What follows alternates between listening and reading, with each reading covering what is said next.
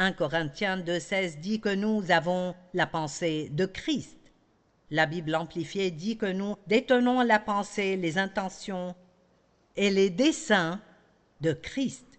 Donc, nous avons beaucoup de choses merveilleuses en nous qui sont comme téléchargées à votre nouvelle naissance. Jésus vient vivre en vous est ainsi. Tout ce qu'il est et tout ce qu'il a vient aussi vivre en vous et en moi. Mais ils sont comme une graine qu'il faut arroser et développer. Et la Bible fait référence à la parole comme à l'eau de la parole.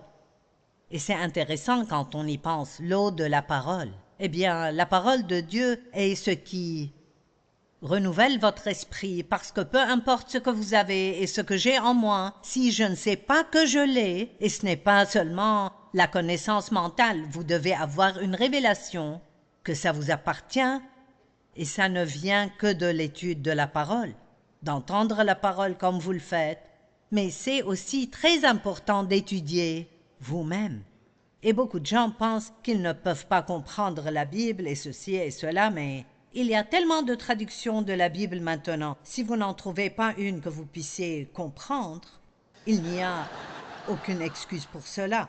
Et nous pouvons suivre des études bibliques en ligne ou joindre une étude biblique. Vous savez, écouter des gens qui enseignent la parole et qui peuvent vous expliquer ce que la parole signifie, mais rien n'est plus important pour un croyant que la parole de Dieu.